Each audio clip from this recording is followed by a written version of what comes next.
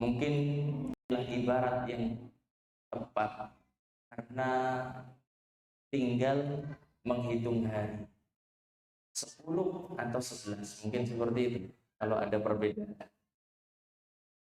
Namun tidak ada di antara kita yang punya jaminan garansi urip nang bulan Ramadan. Meskipun sudah semakin dekat dengan kita. Atau ada di sini yang punya jaminan? Kalau ada yang punya jaminan, saya pengen ikut kayak gitu. Gak ada yang punya jaminan kan? Maka saudara sekalian rahimani wa rahimakumullah, yang ingin saya tanyakan, karena tadi tidak ada jaminan yang sekarang kita sehat, bisa hidup di bulan Ramadan yang akan datang ini, sudahkah kita meminta kepada Allah untuk disampaikan ke dalam bulan Ramadan? Panjenengan sudah minta sama Allah atau belum?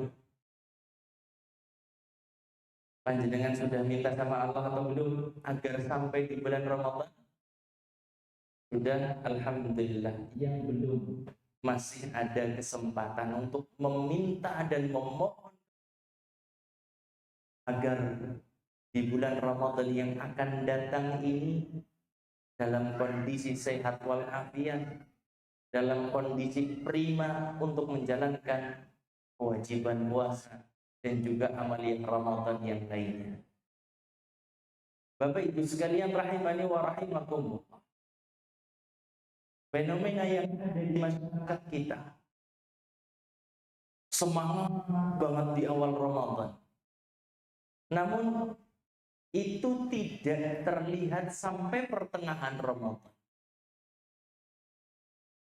apalagi sampai akhir Ramadan. Dan itu nyata di masyarakat kita. Nggak tahu kalau di Cilacap seperti apa. Kalau di Banyumas itu kelihatan, Pak. Ramadan itu awal-awal masjid musola itu pasang teratag atau taruh seperti itu.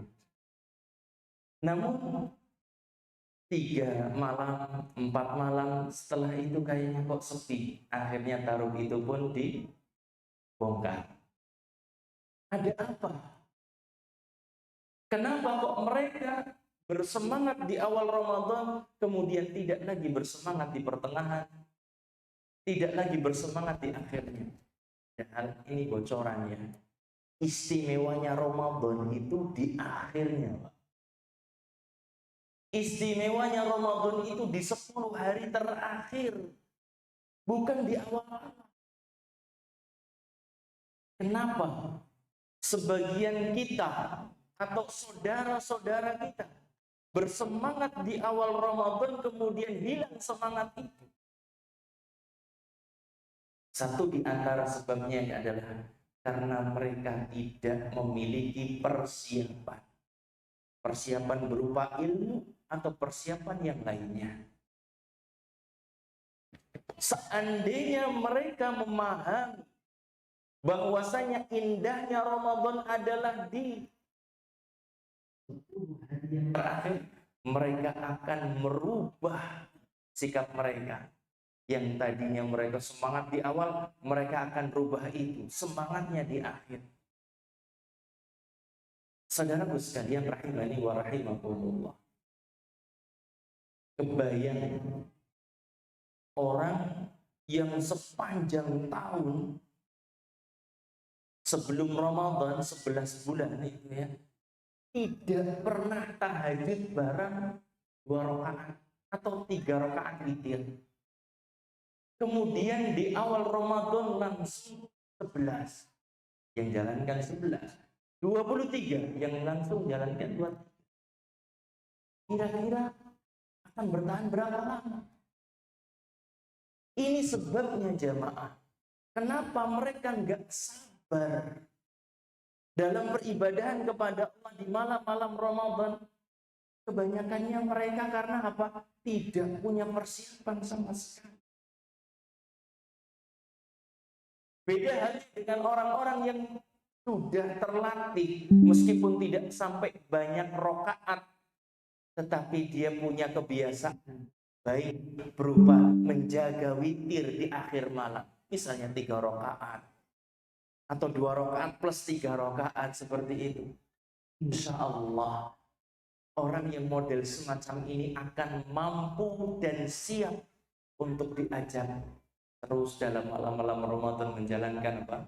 Salat tarawih. Saudaraku sekalian rahimani wa rahimakumullah.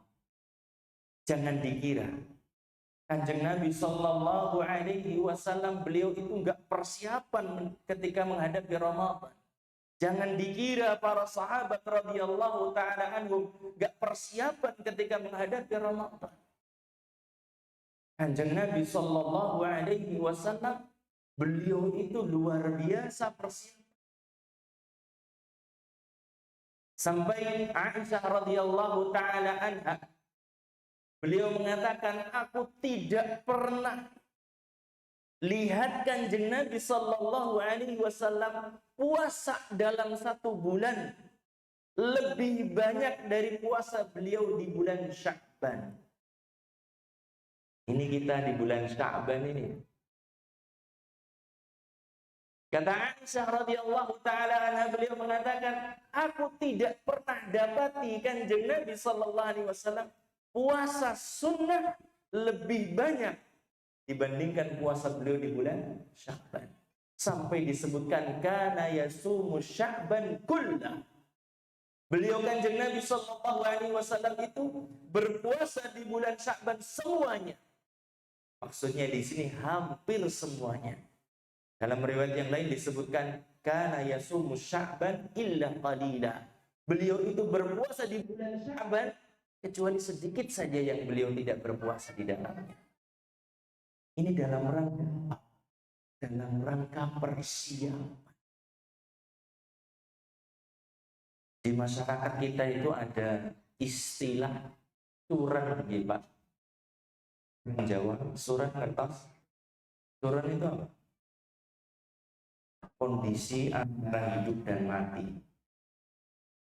Keringat beyuk-beyukan, wajah pucat, seperti itu ya. Kemudian apa? Orang bisa ngapa-ngapa, lemes. Kenapa? Ada orang-orang yang mengalami seperti itu karena tanpa persiapan. Coba kalau seandainya hari-harinya dia mengerjakan Senin Kemis, insya Allah puasa Ramadan tidak terlalu berat baginya. Seandainya saja dia membiasakan untuk mengerjakan puasa 3 hari di pertengahan Ayyamul Bid, insya Allah ketika datang Ramadan akan begitu biasa.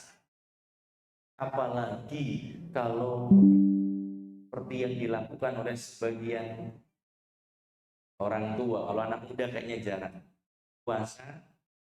Yang lebih hebat lagi puasa apa tadi? Ada Senin Kemis, ada puasa Ayyamul Bid. Yang lebih hebat dari itu apa? Puasa Daud. Setina puasa, setina orang itu ya, Masya Allah. Itu orang-orang yang sangat luar biasa, istimewa banget. Mereka itu ketika memasuki bulan Ramadan dan wis orang kaget-kaget belas. Berhadapan dengan puasa Ramadan yang santai saja. Ma'asyiral kiram Bapak Ibu sekalian rahimani wa rahimakumullah. Inilah persiapan yang dilakukan oleh Kanjeng Nabi Sallallahu Alaihi Wasallam ketika berhadapan dengan datangnya bulan Ramadan.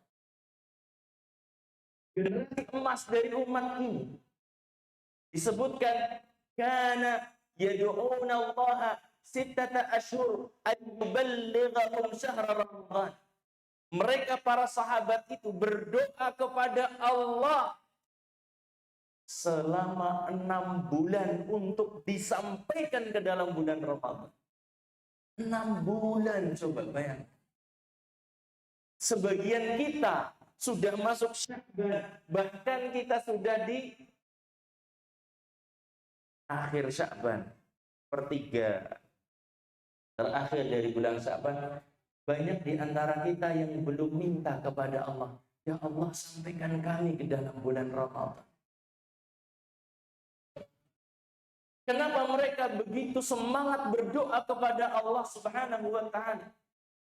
Karena keberkahan Ramadan yang sedemikian besar. Karena mereka memahami fadilah bulan ini yang luar biasa di sisi Allah Subhanahu wa taala. Jamaah sekalian rahimani wa rahimakumullah. Idealnya persiapan kita menjelang Ramadan, Bapak Ibu, itu adalah rangkaian dari mulai bulan Rajab, Sya'ban, dan Ramadan. Itu rangkaiannya. Idealnya persiapan kita sejak bulan apa tadi? Rajab. Sehingga sebagian ulama mengungkapkan dengan ibarat Syahrul Rajab syahrun lizzar'i. Bulan Rajab adalah bulan untuk menyemai benih. Benih-benih kebaikan. Kita ingat amalan-amalan apa saja yang bakal kita maksimalkan di bulan Ramadan. Awali dari bulan Sya'ban syahrun lisaqyi zar'i. Bulan Sya'ban adalah bulan untuk menyirami benih yang sudah kita tanam. Maksudnya apa? Apa yang sudah kita mulai di bulan Rajab, latihan ketaatan, latihan meninggalkan maksiat, kita lestarikan di bulan. Kita berikan perhatian untuk jangan sampai ditinggalkan. Wa Ramadan syahrun lihisadiz zar', dan bulan Ramadan adalah bulan untuk memanen benih yang sudah kita tanam. Ini rangkaian jemaah. Kalau seandainya saja masing-masing kita memaksimalkan di Rajab latihan, di bulan Sya'ban kita maksimalkan, kemudian di bulan Ramadan, maka kita akan mendapatkan kenyamanan. Puasanya sudah dilatih dengan puasa-puasa. Tarawihnya dilatih dengan tahajud, dengan witir.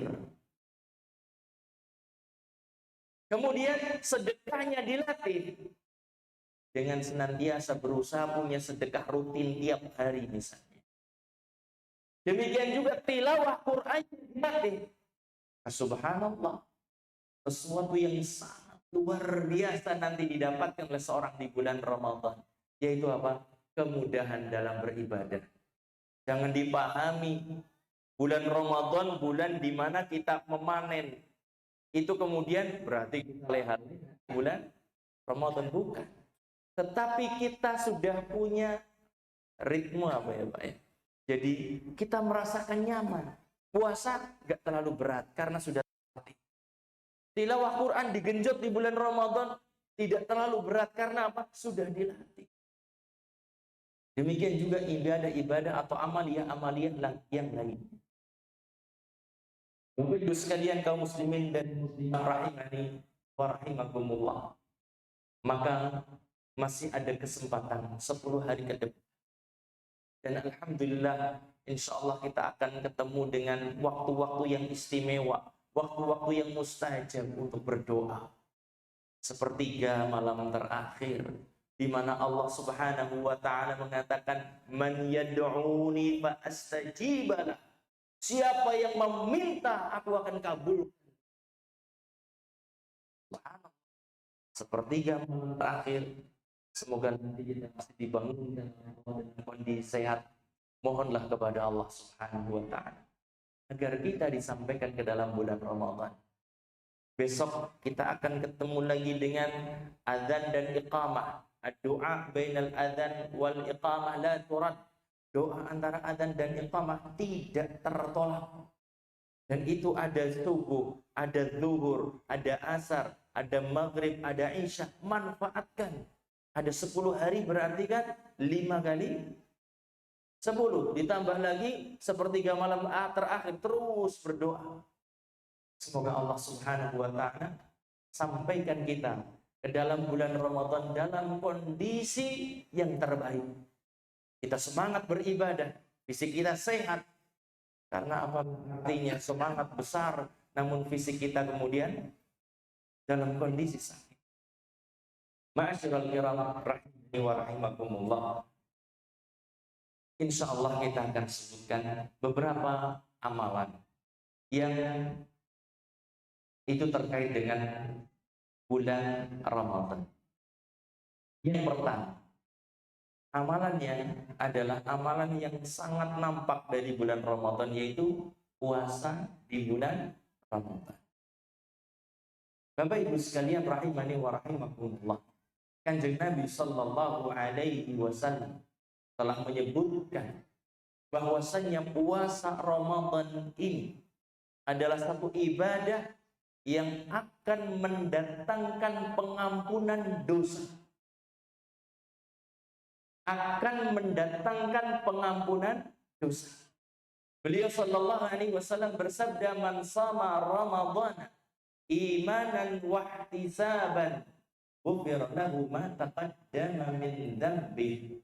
Barang siapa yang berpuasa Ramadan dilandasi iman dan berharap pahala dari Allah, akan diampuni dosa-dosanya yang telah. Namun perlu kita pahami, hadis ini sering sekali kita dengar ya. Hadis ini sering sekali kita dengar. Mulai ini, besok jenengan dengar lagi pas khutbah menjelang Ramadan. Pas kultum, kemudian kuliah subuh, jenengan akan dengar terus. Nyetel radio ada hadis itu, nyetel televisi ada hadis itu juga. Perlu dipahami, apa yang dijanjikan oleh Nabi Sallallahu Alaihi Wasallam, pengampunan dosa karena puasa, itu disyaratkan padanya ada dua, iman dan yang kedua ihtisab. Keimanan dan juga apa? Berharap pahala dari Allah semata. Yang menjadikan kita berpuasa itu karena panggilan iman. Ya ayyuhalladzina amanu kutiba alaikumusiyam. Dipanggil oleh Allah dan kita menjadi satu di antara yang terpanggil. Wahai orang-orang yang beriman, telah diwajibkan atas kalian untuk berpuasa. Kama kutiba 'alal ladzina min qablikum, sebagaimana telah diwajibkan atas orang-orang sebelum kalian. Kemudian yang kedua, seorang ketika menjalankan puasa berharap pahala kepada Allah. Dan ini tidak bertentangan dengan keikhlasan. Berharap pahala dari Allah bukan berarti nggak ikhlas, bukan. Karena Allah satu-satunya yang memiliki balasan. Kita berharap dari Allah Subhanahu wa ta'ala. Bapak Ibu sekalian rahimani wa rahimakumullah. Jadi jangan kemudian punya anggapan aku wis puasa, wis ora duwe dosa. Jangan beranggapan seperti itu. Kenapa? Karena ini hanya menghapus dosa-dosa kecil saja. Ghufira lahu ma taqaddama min dzambi, dihapuskan dosa-dosa yang lalu, maksudnya dosa-dosa kecil. Adapun dosa-dosa besar, seorang itu harus bertaubat kepada Allah Subhanahu wa ta'ala. Ketika seorang pernah melakukan dosa besar di masa lalu, tidak cukup dengan wis puasa, wis bubar dosa, wis orang. Orang itu kalau ketika pengen bersih dari dosa-dosa besarnya, dia wajib bertaubat kepada Allah Subhanahu wa ta'ala. Dosa besar itu apa? Membuat nangis orang. Dosa besar itu apa? Pakai jimat, pakai raja, pasang susuk. Dosa besar itu apa? Bunuh, minuman keras, zina. Dosa ini adalah seorang harus bertobat darinya. Dan orang yang bertobat dari dosa tidak cukup hanya sekedar akui seorang lakoni. Tapi taubat itu dibangun di atas 3 pilar utama. Pertama, orang yang bertobat itu harus ikhlas, meninggalkan dosa. Meninggalkan sudah. Alhamdulillah.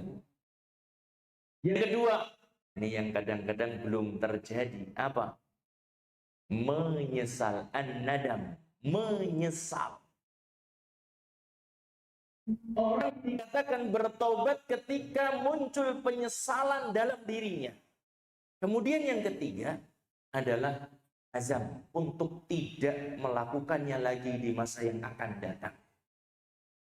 Ini baru dikatakan taubatnya itu benar. Sebagian orang ketika ngobrol gitu sama saya tanyakan, jenengan pernah belajar ilmu apa kok sampai seperti ini kondisinya sekarang? Saya pernah diisi ini, Ustaz. Saya pernah diraja, saya pernah di ini, saya pernah dan lain sebagainya. Saya tanyakan, jenengan sudah tobat? Aku wis tobat. Aku wis orang nggo maning. Pantangan-pantangane wis tak lakoni. Jadi pertanyaan sekarang adalah taubat itu harus memenuhi unsur yang kedua. Ada penyesalan enggak? Ini yang harus dimunculkan ketika seorang mengetahui pegang jimat, bahwa jimat itu adalah kesyirikan. Seorang harus bertobat kepada Allah, tinggalkan, menyesal, dan janji untuk tidak mengulangi lagi di masa yang akan datang. Kalau cuma sekedar meninggalkan, ini masih dipertanyakan tentang apa? Ketulusan taubat. Ma'asyiral kiram rahimani wa rahimakum. Demikian juga kalau dosa itu terkait dengan hak Adam, Bapak Ibu. 3 perkara ini harus ada, kemudian ditambah lagi minta kehalalan. Kalau dosa kita dengan orang tua, maka 1, 2, 3 harus dilakukan, harus ada. Plus 1 apa? Apa? Tadi apa sih? Minta atau minta maaf.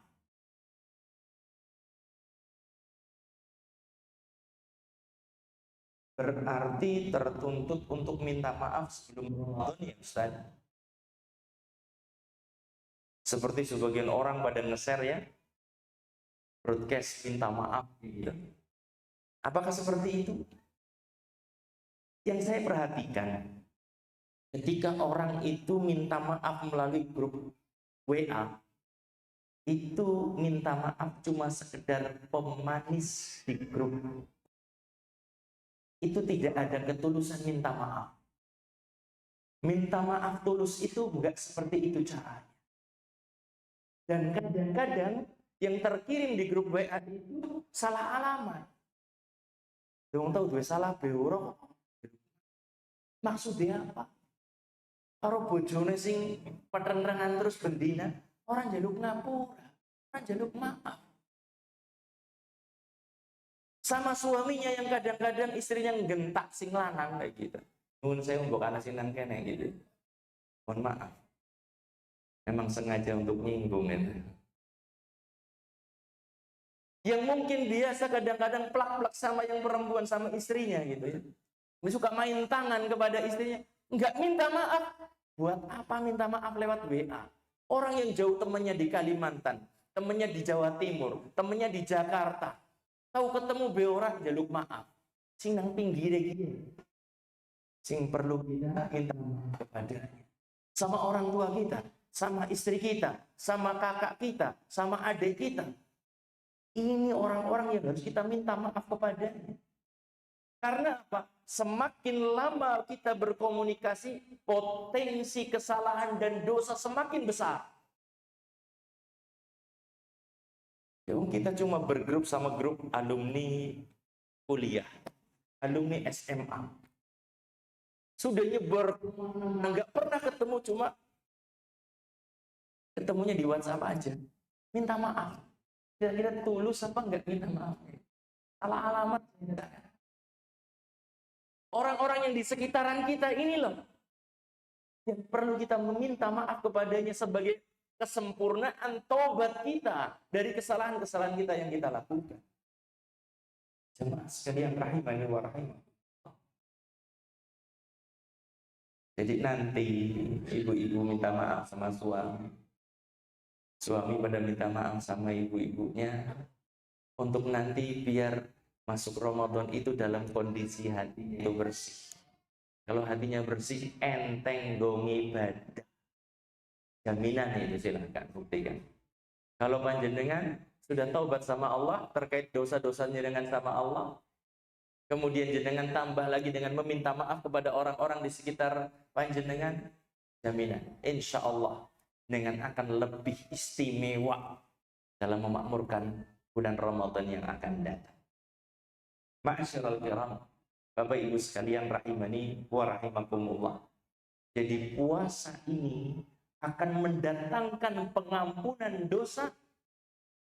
Dosa apa tadi? Dosa kecil saja. Dosa besar harus bertobat darinya. Dan tobat tadi harus meninggalkan, menyesal, dan janji untuk tidak mengulangi di masa yang akan datang.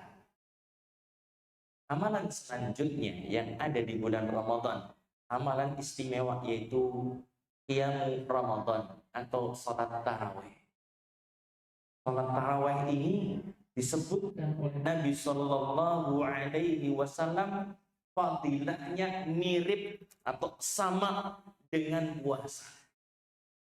Man qama Ramadhana imanan wa ihtisaban ghufira lahu ma taqaddama min dhanbi. Barang siapa yang dia mengerjakan qiyam Ramadan, salat malam di malam-malam bulan Ramadan, akan diampunkan dosa-dosanya yang telah lalu. Masya Allah, begitu besar fadilahnya, begitu besar keutamaannya. Maka kita akan terus berjuang untuk bisa melaksanakan salat tarawih ini. Kita harus berjuang, harus bersiap untuk bisa mengerjakan salat tarawih. Namun jamaah yang dimuliakan Allah, kenyataan yang menyedihkan ada di masyarakat kita yang mereka punya prinsip sing penting tarawih. Padahal tinggal dirubah, prinsip akan menjadi benar. Tarawih itu penting. Beda atau sama? Beda. Kalau kita katakan tarawih itu penting, kita akan mementingkan ibadah ini dan kita akan berusaha untuk menjaga bagaimana pelaksanaan tarawih ini dengan baik. Kalau seorang mengatakan sing penting tarawih, maka yang terjadi adalah ketika dengar Masjid Baitur Rahmah, imamnya bacaannya panjang, semingkir kate. Ya betul tidak? Iya, karena apa? Karena tarawih cepat banget 15 menit berampung. Ngapa suwe-suwe nang kene, gitu kan? Seperti itu yang terjadi. Jamaah sekalian yang dimuliakan oleh Allah, kita ini berbicara tentang realitas yang ada di masyarakat kita, realita yang ada di masyarakat kita. Orang-orang yang tidak peduli dengan sholat, sebagian imam, mohon maaf, mereka malah digandrungi. Yang sholatnya ngebut banget kayak gitu ya, jamaahnya membludak. Naik tarawih lebih dari setengah jam, 1, 2, 3 soft. Nggak lebih dari itu. Itu bisa disaksikan kok di masjid-masjid di masyarakat kita. Apalagi Ustadz kayak singar imami, aduh tahu banget. Dititeni Pak. Wong tarawih di kita baca amma yatasaalun. Aduh, tawatem. Astagfirullah, itu yang terjadi di masyarakat kita kayak gitu. Padahal yang namanya sholat kita itu jangan sampai luput yang namanya rukunnya sholat. Namun kebanyakan orang senang kalau sholatnya itu cepat. Dan kalau sholatnya cepat, otomatis akan merusak satu di antara rukun sholat yang paling penting, yaitu tumakninah. Tumakninahnya nggak ada, sholatnya itu nggak berarti. Kalau seandainya nggak mau sholat sekalian, malah mending, Pak. Daripada mengerjakan sholat tetapi mendapatkan julukan wailul lil musallin, celaka bagi orang yang sholat itu. Nanti Ustaz nganjur sholat tarawih baik ya. Jangan dipahami seperti itu juga ya. Saya nganjurkan untuk tarawih, tetapi carilah imam yang mengagungkan ibadah sholat itu. Carilah imam yang bagus ketika menjalankan ibadah sholat. Yang namanya tumakninah, batasan minimalnya Bapak Ibu adalah ketika nyuwun sewu, ketika berdiri paling tidak itu ya tutup membaca Al-Fatihah. Aneh. Kita ngikuti imam kok sampai nggak kecendak gitu kan? Kayak apa banter aja. Anu pinter banget dia. Saking pinternya kemudian jadi sekali nafas langsung selesai. Yang ikuti nggak bisa. Ketika kita rukuk, minimal yang dibaca di saat rukuk, kalau dikatakan tumakninah, minimal baca sekali. Pas posisi sudah seperti ini, subhana rabbiyal azimi wa bihamdi, atau subhana rabbiyal azim. Paling enggak itu sekali. Berarti enggak mungkin akan terjadi Allahu Akbar, sami Allah liman hamidah, Allahu Akbar. Enggak mungkin akan terjadi seperti itu. Karena ada jeda untuk membaca subhana rabbiyal azimi. Di saat sudah, apa namanya seperti ini Pak? Rukuk sudah merap gitu ya. Ada saat di mana tangan berpegangan ke lutut, kemudian punggung datar, kemudian membaca subhana rabbiyal azim. Tidak boleh pas lagi turun sudah nyicil baca subhana rabbiyal azim wa bihamdihi sami Allah. Enggak boleh seperti itu.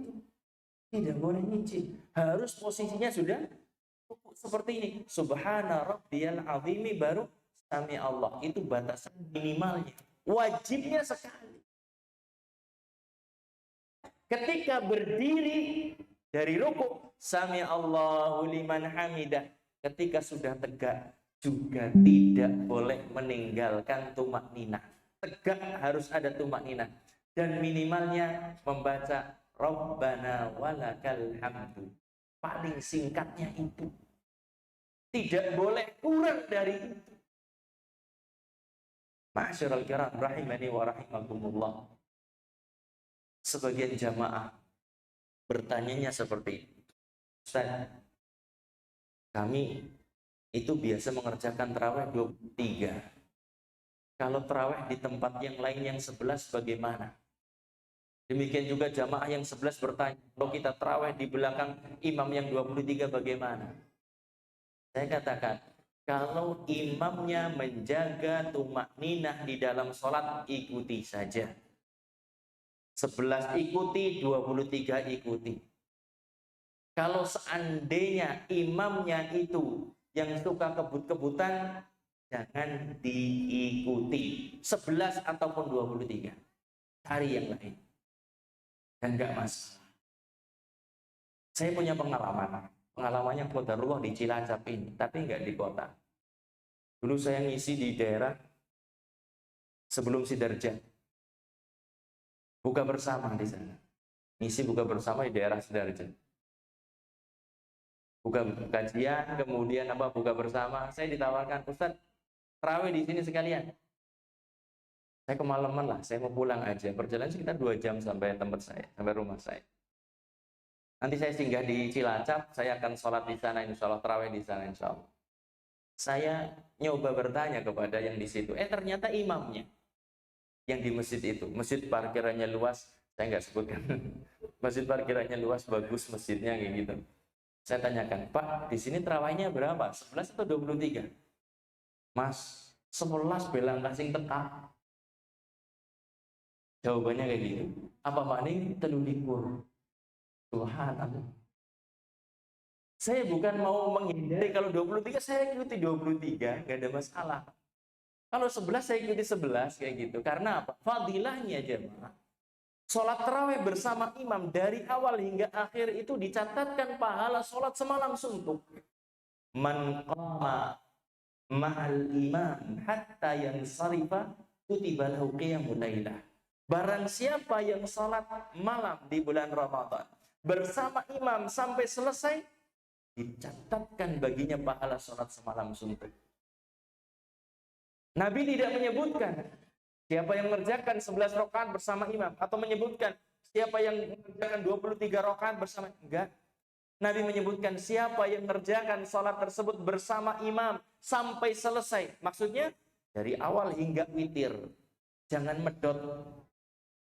Jangan milih, nantilah saya witir di rumah saja. Enggak. Lanjutkan sampai selesai. Akan dicatatkan baginya pahala sholat semalam suntuk. Masya Allah, luar biasa. Yang setengah jam menjadi semalam suntuk. Karena apa? Karena sholat bersama imam. Ini yang harus kita berusaha untuk fahami jamaah.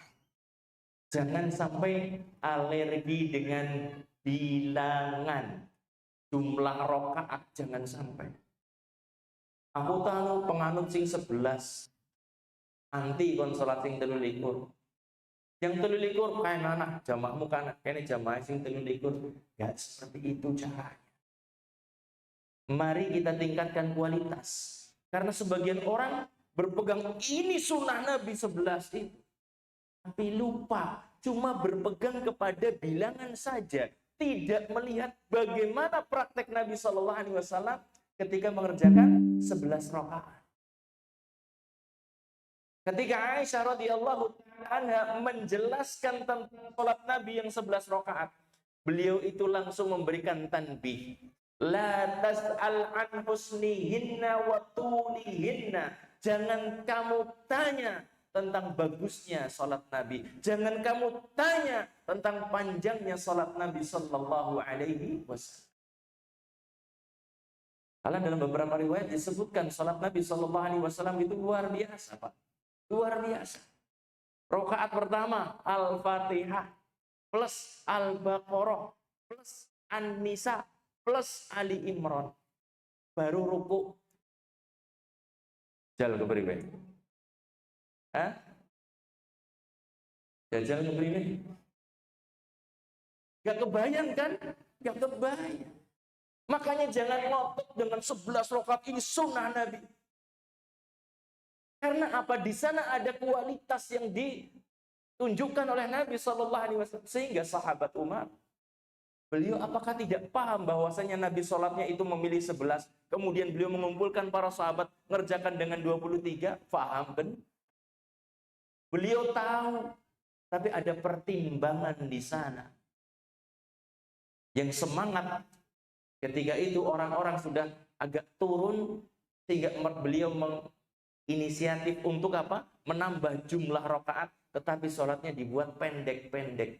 Ya pendek-pendeknya ya nggak setengah jam juga, nggak seperti kita kayak gitu. Kebayang Pak, bagaimana sholatnya Kanjeng Nabi itu 11 rakaat, tapi efeknya sampai kaki beliau itu melepuh, bengkak. Panjenengan pernah dengar tarawih di Masjid Cilacap ada yang satu malam satu juz ada? Ada nggak di Cilacap? Yang satu malam satu juz sampai selesai Ramadan khatam Al-Quran kayak gitu? Kalau di Purwokerto ada, di komplek kampus itu ada. Pernah dengar nggak? Kalau sholat malam satu malam satu juz gitu ya? Pernah dengar jamaah Masjid Fatimah Zahra Purwokerto mengalami kaki bengkak-bengkak karena semalam 1 juz. Pernah dengar kayak gitu? Nggak pernah. Karena apa? Tataran semalam 1 juz itu belum menyebabkan bengkaknya kaki sama sekali.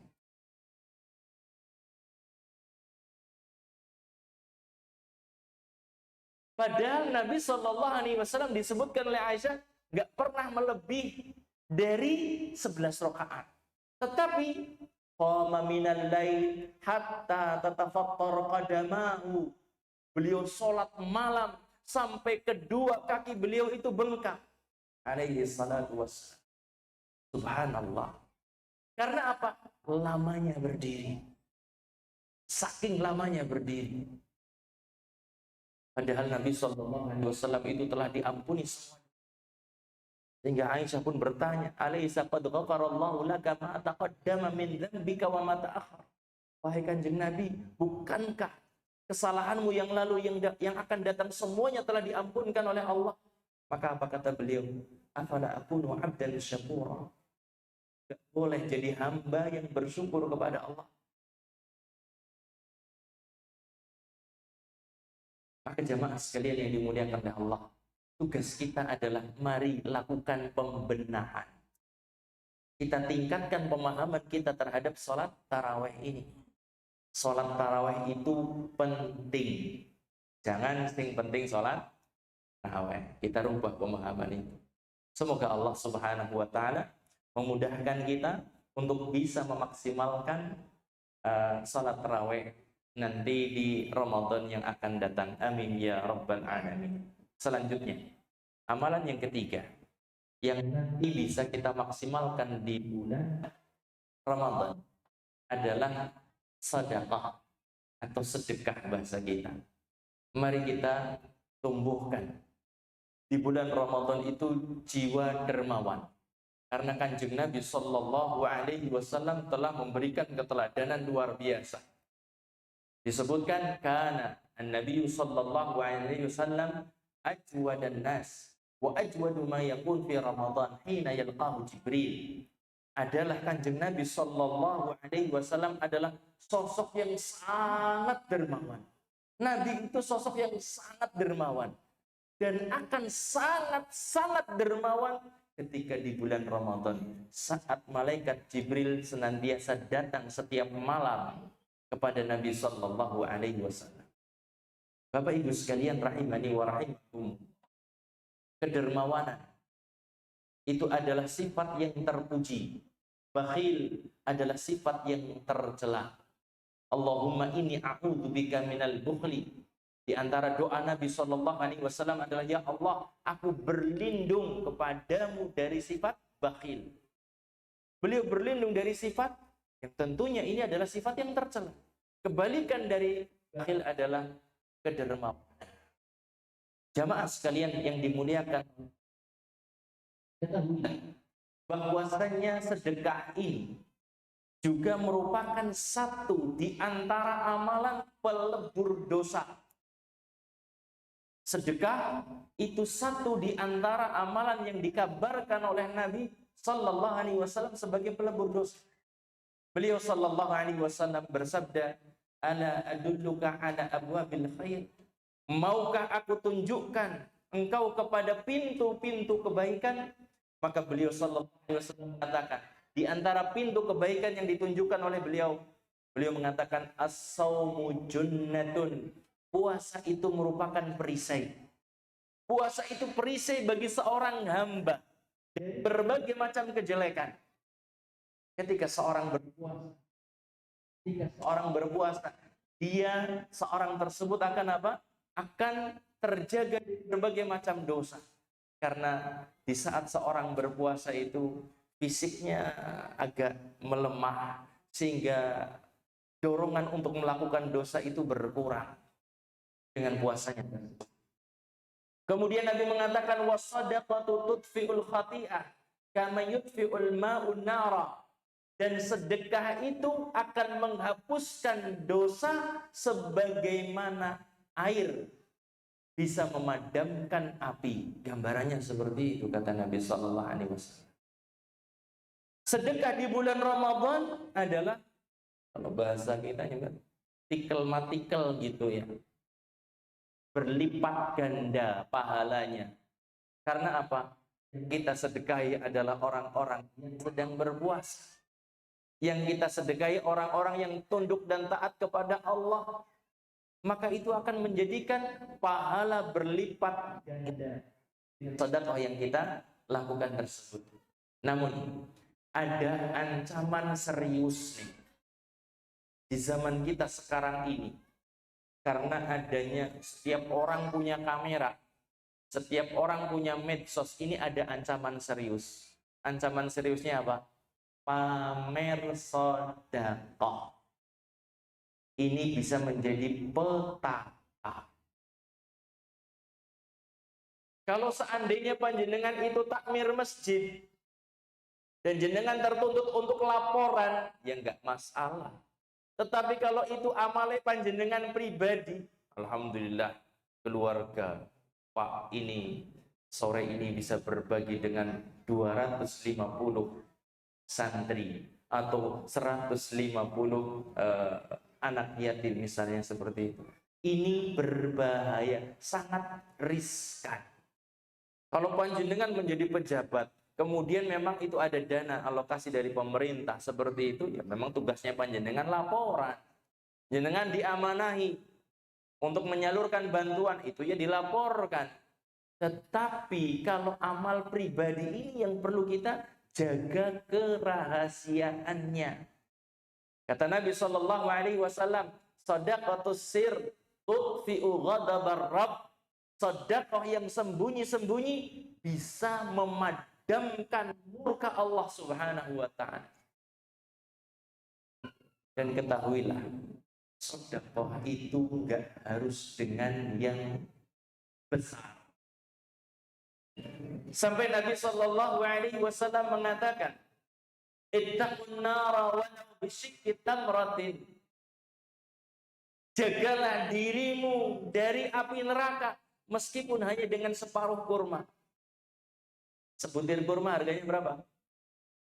Bakul aja nggak tahu. Bakul kurma aja nggak tahu. Karena apa? Saking murahnya. Tapi Nabi Shallallahu Alaihi Wasallam berpesan, "Ittaqun nara walau bisyikki tamr." Selamatkan dirimu dari api neraka meskipun dengan separuh kurma. Maka kalau seandainya panjenengan setiap hari bisa seporsi hingga akhir Ramadan, subhanallah, tinggal hadirkan niatan yang ikhlas. Ya Allah, selamatkan hamba dari murkamu dengan sedekah ini. Insya Allah itu akan jadi sesuatu yang sangat istimewa. Apalagi bisa setiap hari 10 luar biasa. Masa kita kalah dari saudara-saudara kita singkang atau bisa dari Qatar, dari Emirat Arab, dari Saudi, dari Kuwait. Mereka itu ngirim ke Indonesia Timur itu Masya Allah ribuan bahkan ratusan ribu paket. Bukan. Karena apa sih? Karena mereka berburu keberkahan Ramadan. Kita juga bisa untuk bisa melakukan seperti itu kalau jangan cuma sekedar punya janji masa ora esuk nek aku dadi wong sugih. Kapan gue ngamal? Nek janjine kayak gitu. Mbok kuwi sakit sing janji ngesuk nek aku dadi pemimpin, mbok. Pada orang bener gitu ya janjine. Manusia kayak gitu. Masa orang ngesuk nek dadi wong sugih.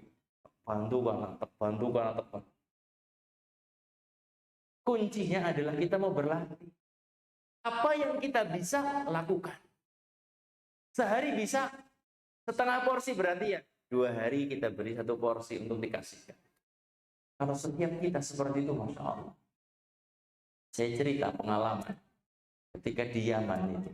Yaman kan bukan negara yang maju, Pak. Yaman negara biasa. Tapi di Yaman, masalah bersedekah di bulan Ramadan itu, kita yang jadi pelajar saat itu kewalahan untuk menerima. Kewalahannya gimana? Untuk maghrib itu kita kadang-kadang harus ngumpet karena digeret-geret ngewong. Untuk dibawa ke rumahnya, untuk dijamu di rumah. Sampai level kayak gitu. Orang nyari pahala itu memang maksain orang. Ayo kamu ke rumah saya kayak gitu. Dan itu sajiannya luar biasa, Pak. Sajiannya luar biasa, berapa ronde kayak gitu makanannya.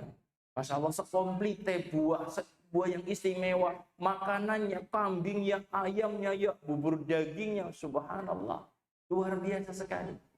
Sampai kita itu ketika dipesan, sebagian orang sudah subuh kita salat subuh gitu ya, sudah nanti kamu 1, 2, 3, 4, 5 orang nanti baru buka di tempat saya. Sehingga nanti ketika pas duhur atau pas maghrib kita harus ngumpet. Karena yang lain juga narik seperti itu. Biasanya itu anak-anak mudanya ditugaskan oleh bapak-bapaknya. Nanti itu orang-orang Indonesia itu yang miskin-miskin itu diajak makan ke rumah itu. Seperti itu. Jadi anak-anak mudanya mereka lihat orang-orang yang asing itu ya dibawa ke rumahnya. Jadi ketika kita sudah mengiyakan pagi-pagi, nggak mungkin kita akan terima yang siang. Nggak mungkin kita akan terima yang sore gitu. Jadi kita sudah harus bersembunyi biar nggak ditarik-tarik lagi pas maghriban gitu. Itu yang nampak sekali di masyarakat. Itu nggak seperti orang Saudi ya, dari sisi kekayaan itu enggak. Orang mereka biasa, sederhana seperti kita. Namun apa?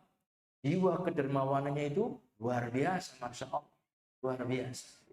Ma'asyiral kiram, Bapak Ibu sekalian rahimani wa rahimakumullah. Ini saya waktu saya sampai jam berapa ini?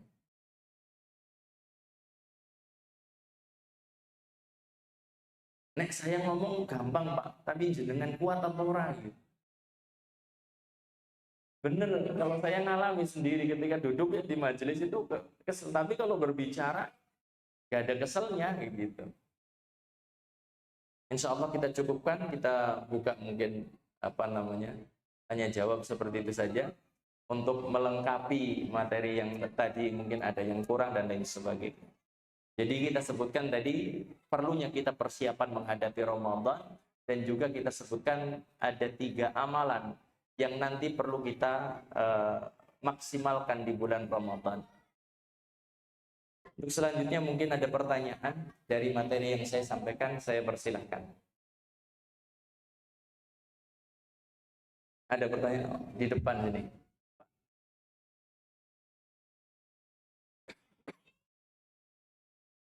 Silakan sebutkan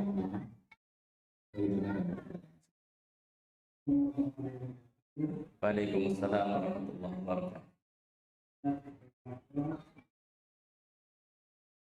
Kalau kita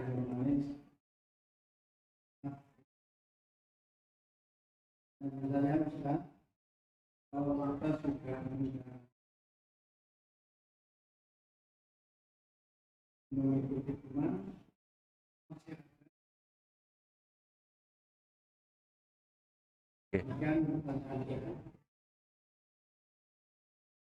Waalaikumsalam warahmatullahi wabarakatuh. Terima kasih pertanyaannya Bapak. Yang ditanyakan oleh Bapak adalah ketika seorang sudah tarawih bersama imam sampai selesai, sampai witir, apakah masih boleh melaksanakan qiyamul lail di malam harinya? Insyaallah. Pertanyaan yang menunjukkan tentang semangatnya Bapak untuk bisa beribadah kepada Allah. Kebanyakan anak muda kan wis tarawih ya wis lah, akan sahur gitu, nggak ada apa-apa lagi. Bapak-bapak Masya Allah punya semangat untuk apa? Berdiri sholat 2 rakaat, 2 rakaat, 2 rakaat. Boleh apa tidak? Boleh.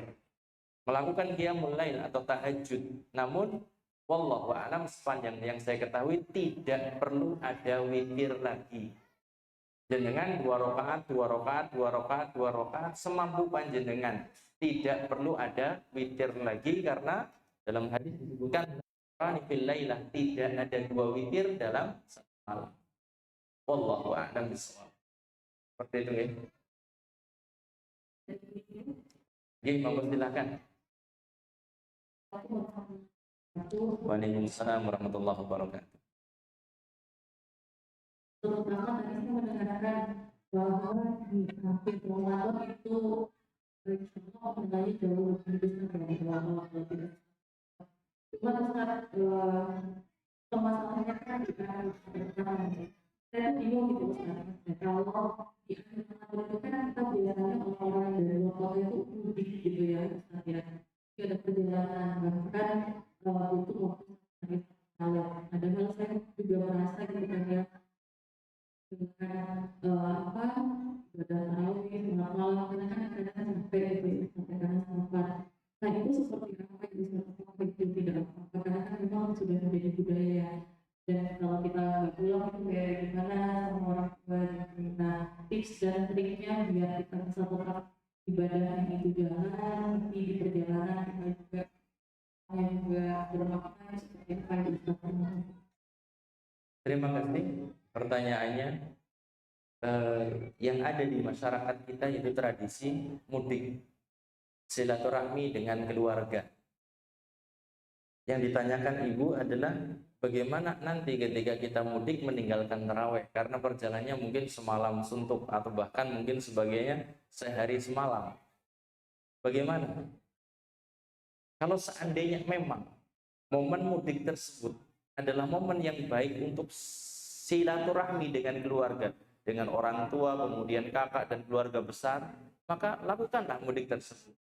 Dan jangan khawatir, orang yang sudah terbiasa dengan satu amalan ibadah, kemudian dia terhalang dari mengerjakan ibadah tersebut karena sakit atau karena safar, kutiba lahu makana ya'malu muqiman sahihan, akan dituliskan baginya, dicatatkan baginya pahala apa yang biasa dia kerjakan dalam kondisi dia sedang mukim, sedang bertempat tinggal ataupun tidak bepergian, dan juga dituliskan baginya apa yang diamalkan di saat dia sedang sehat.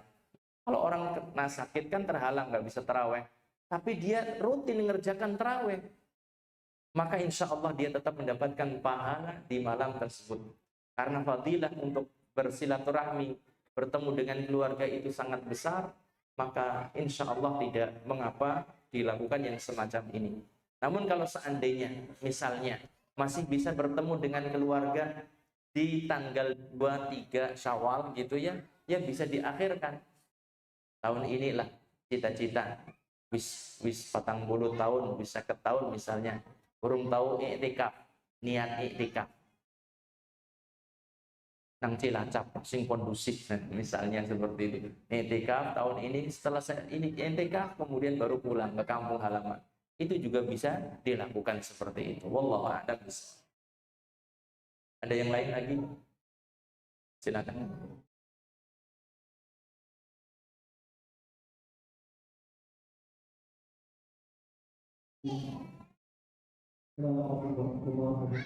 Waalaikumsalam warahmatullahi yang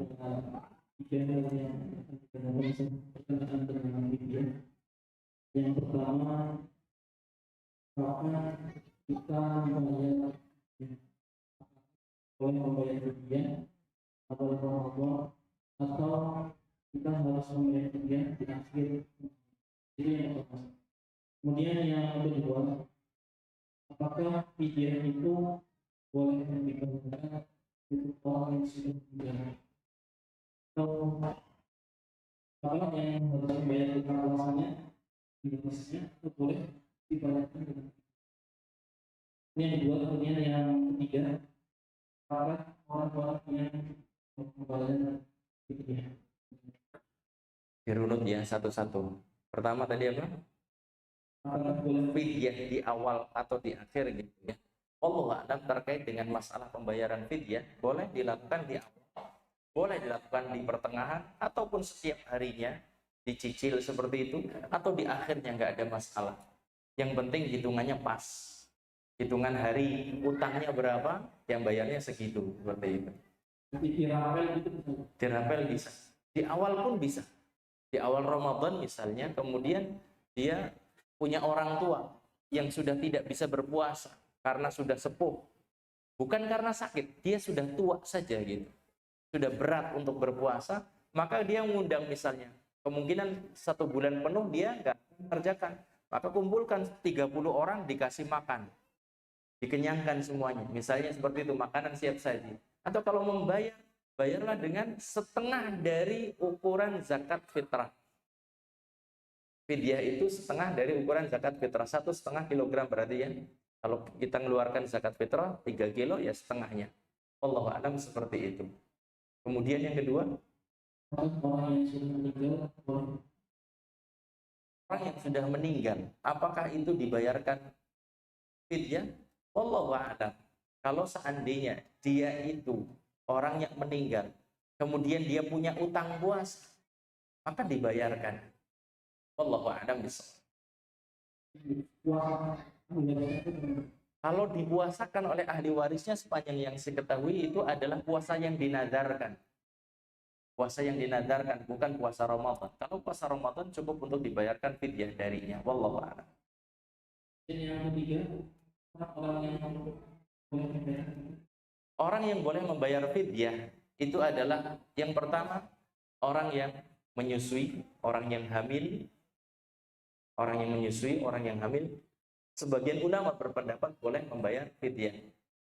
Sebagian ulama yang lain mengatakan mereka harus tetap mengganti karena udurnya seperti sakit, seperti itu. Kemudian ada sebagian orang yang punya anggapan bahwasanya pekerja keras, pekerja berat itu boleh untuk tidak berpuasa dan membayar fidyah. Tetapi yang lebih tepat, wallahu a'lam, mereka adalah pekerja berat gitu ya, tertuntut untuk tetap berpuasa. Kalau di siang harinya nggak kuat medot, ya medot gitu. Dan kewajibannya adalah mengqadha di hari yang lain. Jadi orang pekerja berat itu tidak boleh dia gantikan puasanya dengan apa? Dengan fidyah. Wallahu a'lam bishawab. Masih ada yang lain? Di belakang. Di belakang dulu. Ibu-ibu ada. Silakan Ibu. Waalaikumsalam warahmatullahi wabarakatuh.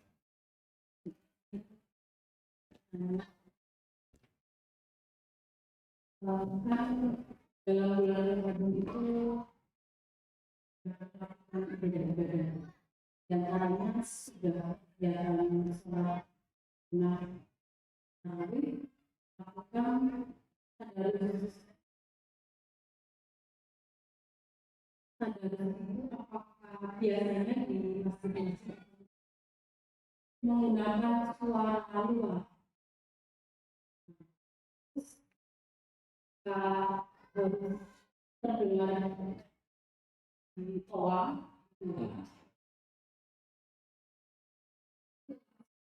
mik dan aja. Memang itu bagus.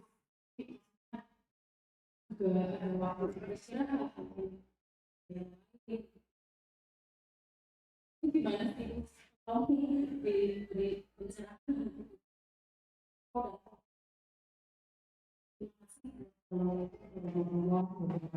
Waalaikumsalam warahmatullahi wabarakatuh. Dengan yang pro atau yang kontra?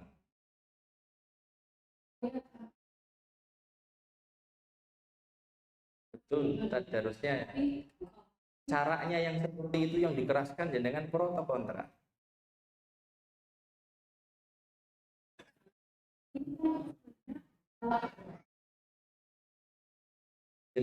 Jenengan itu pro apa kontra dengan tadarus yang dikeraskan?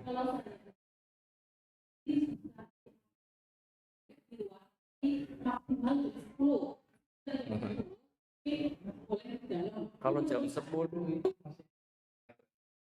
bilang mapan. Nah, iya, jam 10 itu masih mengganggu orang itu. Karena banyak orang yang jam 10 itu sudah gitu. Banyak Pak, sudah tidur lebih terawih langsung makan gitu. Masya Allah.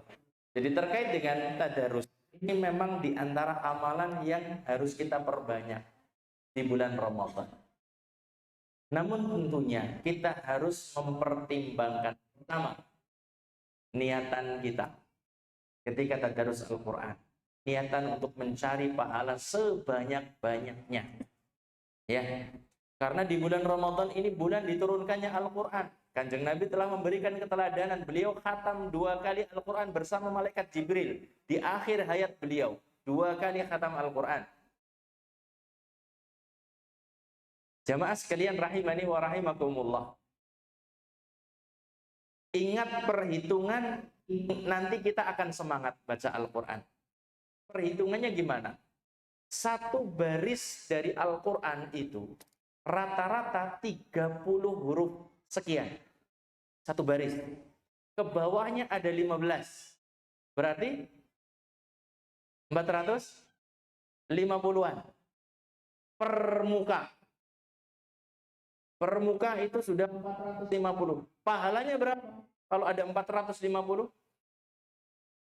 4.500. Karena 1 huruf dikalikan 10 kali kebaikan dari Allah Subhanahu wa ta'ala. Itu kalau 1 muka. Kalau sekarang 1 juz setiap harinya dikalikan 20, berarti ketemu berapa? Ketemu berapa? 90.000. Matikan pas orangnya. Maka orang yang memperbanyak tilawah Quran di setiap harinya dan juga di bulan Ramadan akan menjadi orang yang sangat beruntung. Maka jangan jadi orang yang nanti menyesal. Jangan jadi orang yang nantinya ngungun ketika melihat dineng-dineng dhuwur temen kayak kepriwe kan. Saudara-saudara kita yang membaca Al-Quran banyak, mereka akan sangat tinggi derajatnya di sisi Allah Subhanahu wa ta'ala.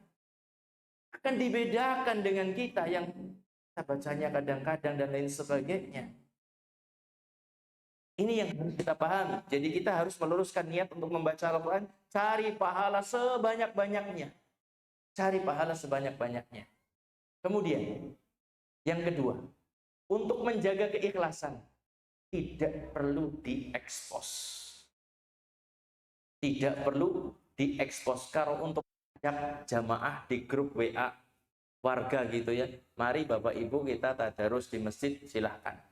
Tetapi yang diekspos maksudnya apa? Tadi dengan suara keras. Nyuwun sewu, apalagi ibu-ibu ya, lebih baik untuk tidak memakai pengeras suara. Kalau mau baca sepuasnya, tapi kayak kurang gandem tadi, kurang kerasa kayak gitu kan. Jangan seperti itu. Kita itu lagi minta dicatat amal oleh siapa? Malaikat pencatat amal kita ya. Insya Allah mereka nggak akan luput kalau bacaan kita itu lirih. Malaikat itu nggak bisa posting seru banget ditulis gitu Pak. Nggak seperti itu. Jadi wallahu a'lam, alangkah baiknya apalagi ibu-ibu untuk tidak memakai pengeras suara, apalagi di waktu yang banyak orang lagi istirahat. Khawatir niatnya dapat pahala banyak, ternyata ada tangga masjid, tetangga musola yang lagi sakit, sudah pengen istirahat, malah terdolimi. Jenengan dan suaranya siapa aja nih. Dapat doa jelek kan bahaya. Kalau mereka terganggu kemudian mendoakan jelek, siapa yang tanggung jawab? Maka ini yang perlu kita juga perhatikan. Adab bermasyarakat kita harus kedepankan juga. Allahu a'lam bishawab. Tadi sebelah sini ada yang bertanya lagi kayaknya. Oke.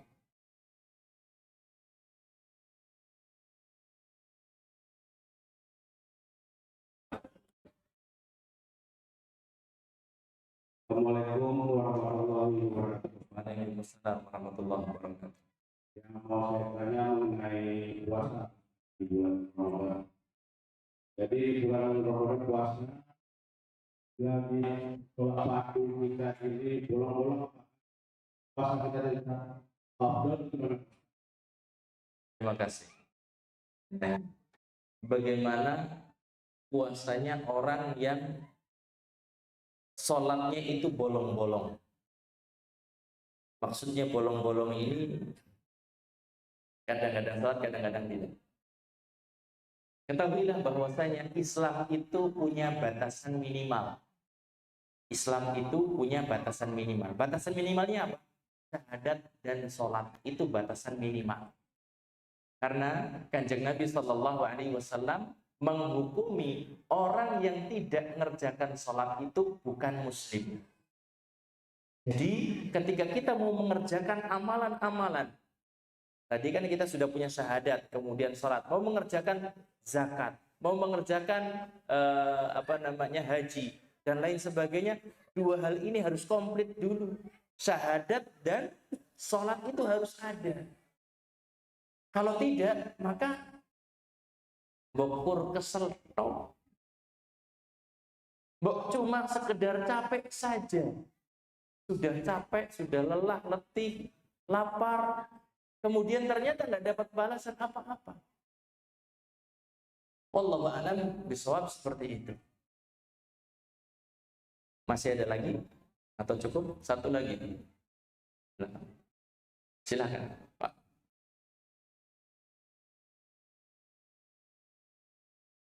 Assalamualaikum warahmatullahi wabarakatuh. Waalaikumsalam warahmatullahi wabarakatuh. Pertanyaan pertama Ustaz, nasihatnya, karena biasanya kalau orang buka puasa kebanyakan lapar mata Ustaz. Lapar apa? Lapar mata Ustaz. Mata. Matanya lapar Ustaz, tapi perutnya nggak siap pas buka. Lihat makan semangat kayak gitu? Bukan Ustaz. Atau gimana? Kalau di bulan puasa ini kebanyakan itu Ustaz lapar mata, kita pengen beli ini, beli itu, warna ini gitu. Ustaz. Oh, gitu. Tapi pas makan perutnya nggak siap gitu. Itu kan mubazir gitu Ustaz. Iya. Itu yang pertama Ustaz. Yang kedua Ustaz, saya pernah mendengar dalam kita mengatakan bahwa kenapa orang memasuki bulan Ramadan itu semangatnya paling pekan atau 10 hari pertama Ustaz. Bahkan di awal tadi saja Sya'ban itu adalah kemenangan dan pengiran gitu. Tapi di pendapat ulama ini, kenapa orang itu bisa semangatnya di 10 hari pertama itu karena dia membawa dosa. Karena apa? Karena membawa dosa ke bulan Ramadannya. Membawa dosa. Membawa dosa di bulan Iya, Ramadan. mungkin itu Ustaz. Terima kasih. Terkait yang ditanyakan yang pertama, berkaitan dengan takdir di bulan Ramadan, itu sesuatu yang nyata. Apalagi orang-orang yang memiliki duit, yang memiliki uang banyak kayak gitu ya, ketika lihat sesuatu kepengen dibeli, kemudian akhirnya dibuang. Ini juga harus dihindari yang semacam ini. Jangan sampai kemudian banyak makanan-makanan, minuman yang kita beli kemudian kita buang begitu saja.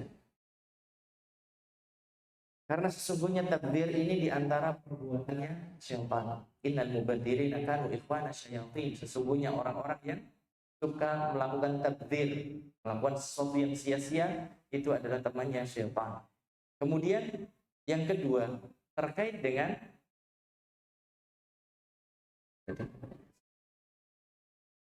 ada